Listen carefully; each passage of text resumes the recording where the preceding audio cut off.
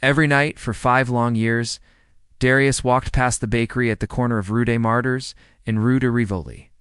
Every night, its warm glow spilled onto the pavement, tempting him with the smell of fresh bread and the sight of happy customers.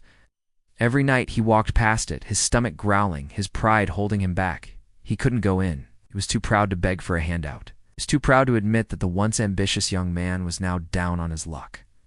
5 years of scraping by, sleeping on friends' couches, taking odd jobs when he could find them. He had built himself a bakery. Wasn't much, but it was his.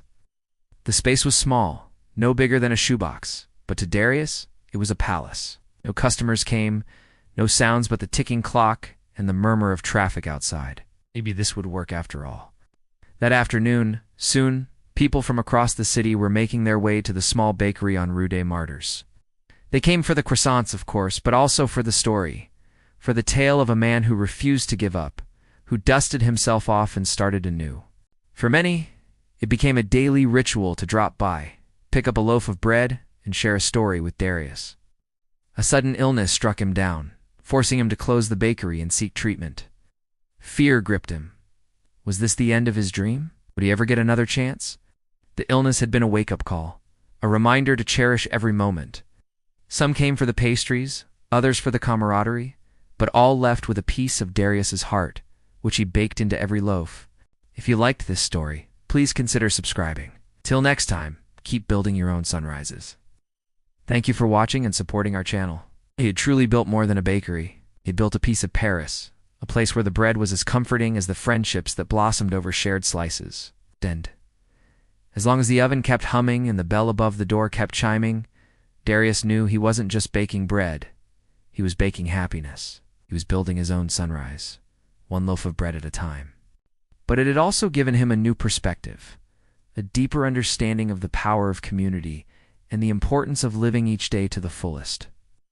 The fire in his belly, once stoked by ambition, now burned with the warmth of gratitude and the joy of human connection. Oh.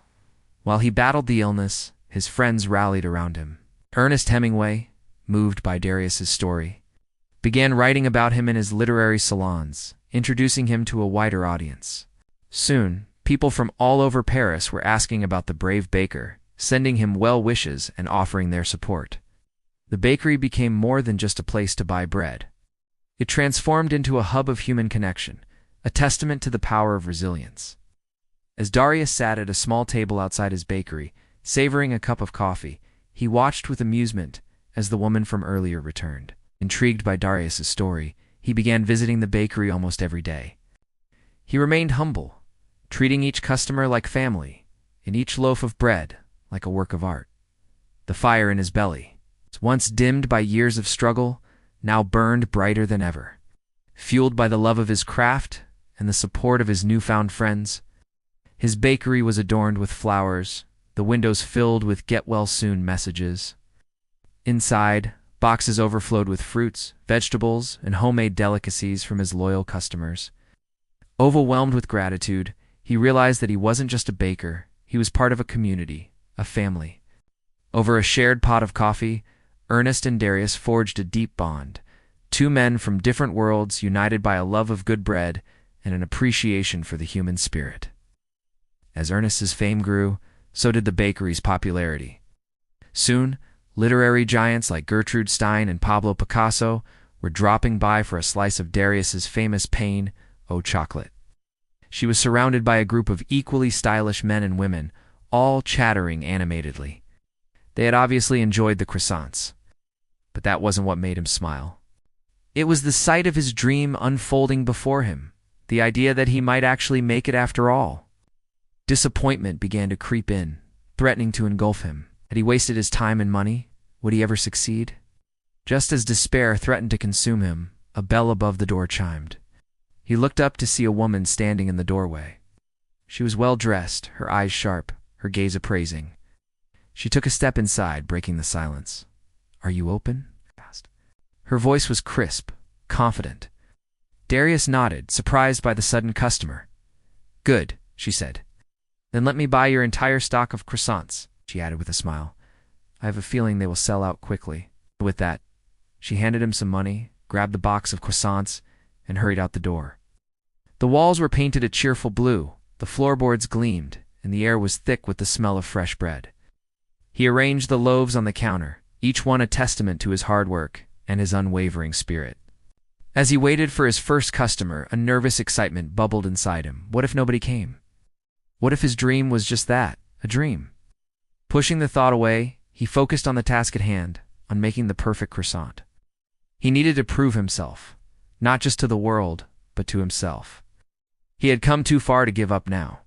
With trembling hands, he pulled open the door and stepped inside. The air was thick with the smell of fresh bread, with possibility. Oh. Looking around, he smiled. Finally, he had a place to call his own. He was ready to start over. He was ready to live again. 5 years of pretending that the fire in his belly had gone out, when really, it had just turned to ash. He was hollowed out, beaten, but not broken. There was still a flicker in those faded blue eyes. Something kept him going, something worth living for. Even when there wasn't much to go back to, he clung to that. It was all he had left. And then one day everything changed. Ow. One day fate decided to deal him a hand. One day he found an opportunity in the most unlikely of places. One day he saw the sign. "To let fawns decave, artisan," the notice said. He scrubbed the floor until it gleamed. He painted the walls a cheerful blue. He hung a sign outside with a simple message. "Au bonheur des dames, et messieurs," he wrote. "To the happiness of ladies and gentlemen." He didn't know yet that this would be his masterpiece, his magnum opus, his legend. He didn't know yet that this small bakery would become a place where time stood still, where life tasted sweeter, and where people came not just for the bread, but for the story behind it. In the dim light of the bakery, he read it again. "Ideal for an artisan," it said. Suddenly, it was like a beacon in the fog, a lifeline thrown to a drowning man. He knew what he had to do. For the next few days, he did odd jobs around the neighborhood, anything to earn a little extra cash. He swept floors, mowed lawns, even cleaned out a friend's attic. And with each small victory, the fire in his belly started to glow a little brighter.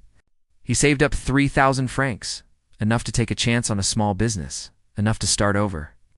On April 1924, Darius signed the lease.